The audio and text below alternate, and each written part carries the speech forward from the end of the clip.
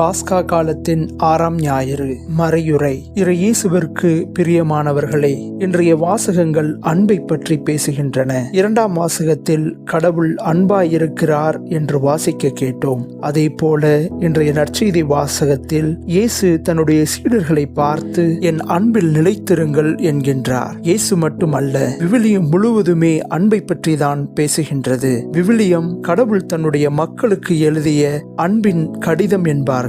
கடவுள் நம் மீது அளவு கடந்த அன்பு வைத்திருக்கிறார். அவர் நாமும் நம்முடன் இருப்பவர்களை அதே போல அன்பு செய்ய வேண்டும் என்று விரும்புகின்றார். இதைத்தான் விவிலியம் முழுவதுமே நமக்கு எடுத்துரைக்கின்றது. இயேசு நம்மை அவர் அன்பில் நிலைத்திருக்கும்படி கேட்கின்றார். நாம் இதை எப்படி செய்வது?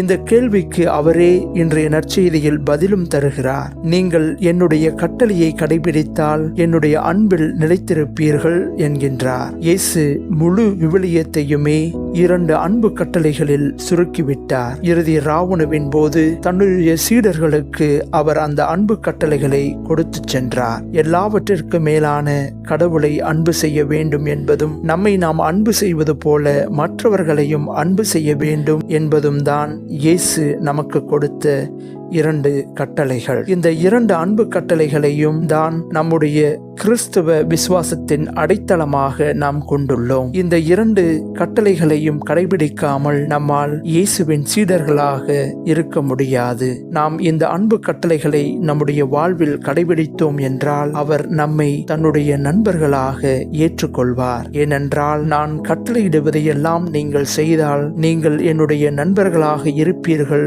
என்று இயேசுவே இன்றைய நற்செய்தியில் நமக்கு தெளிவாக கூறுகிறார். எனவே நாம் இயேசுவோடு கொண்டுள்ள உறவில் மேலும் வளர வேண்டுமென்றால் நாம் அவரை போல மற்றவர்களை அன்பு செய்ய வேண்டியது அவசியம். நாம் மற்றவர்களை அன்பு செய்யும் போது கடவுள் நம்மை அதிகம் அன்பு செய்வார். இதை நாம் ஒரு சிறிய கதையின் மூலம் பார்ப்போம். ஒரு கிராமத்தில் அந்தோணி என்று ஒருவர் வாழ்ந்து வந்தார். அவர் ஒரு நல்ல இறை விசுவாசி. அவர் தினமும் ஜெபிப்பார். எல்லா ஞாயிற்றுக்கிழமைகளிலும் ஆலயத்திற்கு செல்வார். அவர் கடவுளோடு இணைந்த ஒரு வாழ்வு வாழ்ந்து வந்தார். அவர் அந்த கிராமத்தில் வாழும் யாருக்காவது உதவி தேவைப்பட்டால் உடனே ஓடிச் சென்று உதவும் குணமுடையவர். அவர் தனிமையில் இருப்பவர்களை சென்று சந்தித்து நோயாளிகளை மருத்துவமனைக்கு அழைத்து சென்று அவர்களுக்கு உதவி செய்வார். இது போன்ற பல்வேறு உதவிகளை எந்த ஒரு எதிர்பார்ப்புமின்றி அவர் செய்து வந்தார். ஒரு நாள் அவர் உறங்கிக் கொண்டிருந்த போது அவருடைய கனவில் ஒரு வானதூதர் தோன்றினார். அந்த வானதூதர்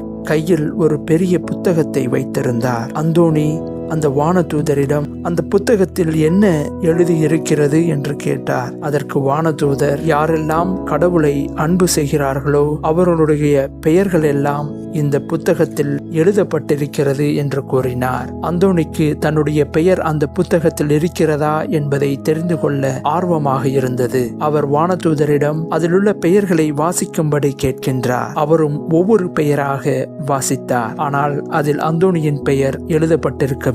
உடனே வானதூதர் மறைந்து போனார். விழித்தெழுந்த அந்தோணி அவருடைய பெயர் அந்த புத்தகத்தில் இல்லாததை நினைத்து மிகவும் வருத்தமுற்றார். நடந்ததை அவர் தன்னுடைய மனைவியிடம் கூறி வருந்தினார். அவருடைய மனைவி, வானதூதர் கனவில் வந்ததே மிகப்பெரிய அற்புதம்தான், கவலைப்படாதீர்கள் என்று கூறி அவரை சமாதானம் செய்ய முயற்சி செய்தார். ஆனால் அந்தோணிக்கு வருத்தமாகவே இருந்தது. மறுநாள் இரவு மீண்டும் வானதூதர் கனவில் தோன்றினார். இந்த முறையும் அவர் தன்னுடைய கையில் ஒரு பெரிய புத்தகத்தை கொண்டு வந்திருந்தார். அந்தோணி, இது என்ன புத்தகம்?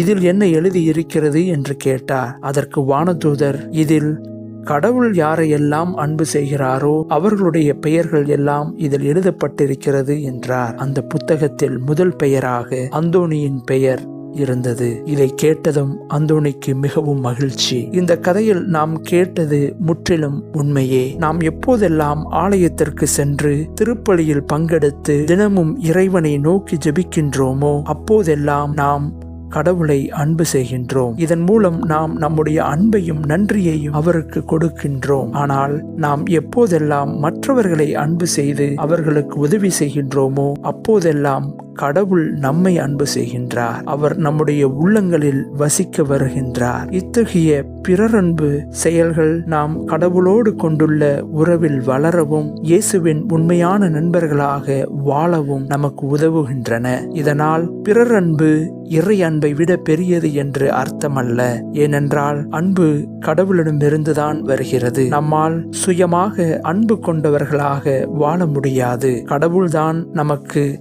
அன்பு என்னும் கொடையை அளிக்க வேண்டும். அதனால்தான் அன்பு தூய ஆவியின் கனிகளில் ஒன்றாக கருதப்படுகிறது. எனவே நாம் அன்புள்ளவர்களாக இயேசுவை போல வாழ விரும்பினால் நாம் தூய ஆவியாரிடம் அன்பு என்னும் கனியை நமக்கு அருளும்படி தினமும் மன்றாட வேண்டும். அந்த அன்பு என்ற கனி நம்மிடத்தில் இருந்தால் மட்டுமே நம்மால் மற்றவர்களை எந்தவித நிபந்தனையும் இன்றி சரிசமமாக இயேசுவை போல அன்பு செய்ய முடியும். அதன் மூலம் இயேசுவின் நண்பர்களாக நம்மால் வாழ முடியும். ஆமென்.